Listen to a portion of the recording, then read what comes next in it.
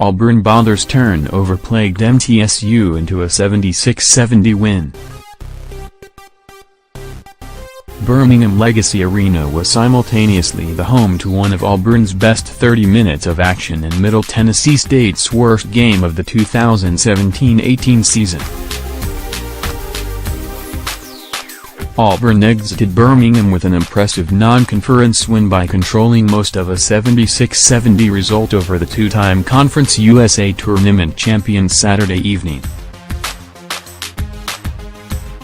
The victory will certainly help the RPI ranking of Auburn, 9-1, as the Blue Raiders came in with a number 13 ranking in the statistic the NCAA Tournament Selection Committee values the most. "We played better than I thought we would coming out of finals and not playing a game in a week," Auburn head coach Bruce Pearl said. "I thought we bothered them defensively, but you got to keep making plays because that's an experienced team that will compete for its conference championship with them and probably Western Kentucky and Louisiana Tech. I thought we bothered them defensively, but you got to keep making plays because that's an experienced team that will compete for its conference championship."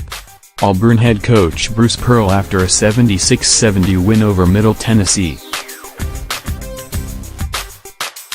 After missing the 85-80 win over AB last weekend, Mustafa Heron proved his back spasms issue was a distant memory with 16 points, 13 of which coming in the first half, and didn't look like he was worried about his physical health in his 28 minutes on the floor.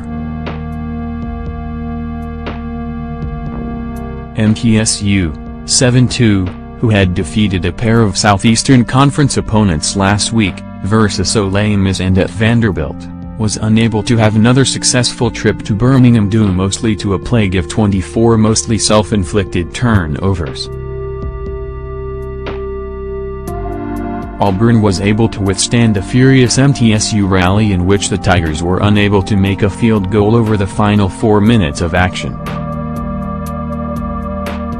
"I think it was about energy, especially in the first half," Heron said. "Scout team was killing us in practice and credit to them for getting us prepared. We came to practice Thursday and Friday ready to be locked in."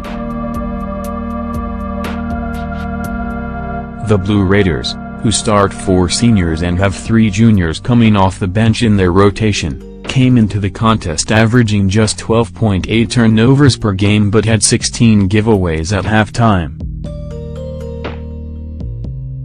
MTSU was 8 of 21 from the field in the first half and were dominated by Auburn in the paint by a 18-8 margin.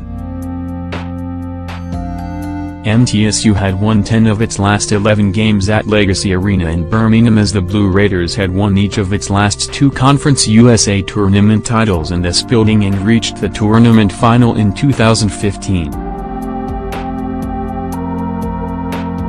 Auburn got another solid performance off the bench in the form of 14 points from freshman Chuma Okeke. The Team USA Under-19 national team tryout participant continues to provide instant scoring and front-court energy that was promised from the former 4-star prospect out of Atlanta.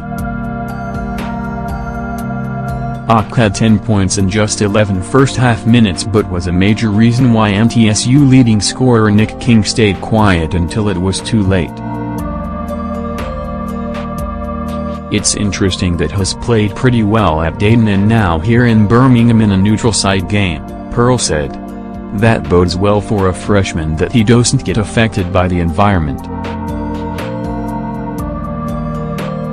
King, who Pearl said he'd recruited out of high school in the Memphis, Tennessee, area, fell way short of his 24.3 points per game average due to the length and athleticism of Okeke and sophomore forward Deacon Murray on Auburn's front line.